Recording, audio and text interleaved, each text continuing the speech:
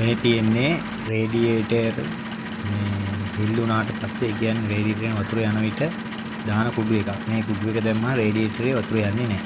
මේ තමයි ඒ කුඩු එක. දැන් අපි මේක දාන විදිය පොඩ්ඩක් බලමු.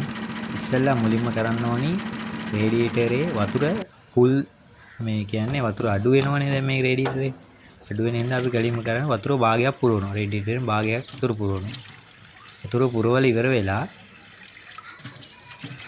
ඊට පස්සේ භාගයක් පිරුවට පස්සේ අපි අර මේ ගානට භාගයක් පුරව බලනවා. බලලා ඔන්න දැන් මේකේ වතුර අපි දැන් පුරවනකොට යන තැන පේනවා අපිට. මේ දැන් යන තැන තියෙන්නේ වතුර.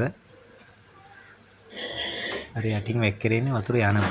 තමයි රේඩියේටරේ හිල් වෙලා තියෙන දැන් අපි. දැන් අපි ඊට පස්සේ මේක ওই වතුර වැක් කරනවා පේනවා.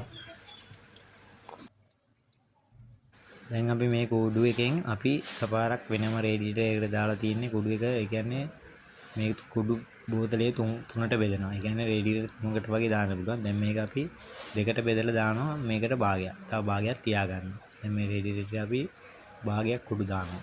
දාලා ඉවර වෙලා කුඩු භාගයක් දානවා දැන්. කුඩු භාගයක් අපි දැම්ම දැන්. ඊට පස්සේ අපි මේකට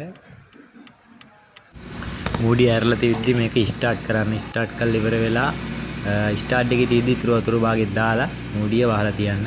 ඊට පස්සේ අපි බලමු මේක ටික වෙලාවක් ගියාට පස්සේ වතුර යනවද මේ රේඩියේටරේ ලීක් වෙනවද කියලා. ඒ වගේම මගේ channel එකත් එක්ක එකතු වෙන ලයිරු මැක්ස් YouTube channel එකත් එක්ක දිගටම යන්න මේ වගේ වීඩියෝ එකකින් නැවත හමු වෙමු. ඔබේ යාළුවෝ හැමෝටම සුබ දවසක්. දැන් ඔයාලට පේනව නේද මේකේ වතුර යනවා. වතුර යන්නේ නැහැ.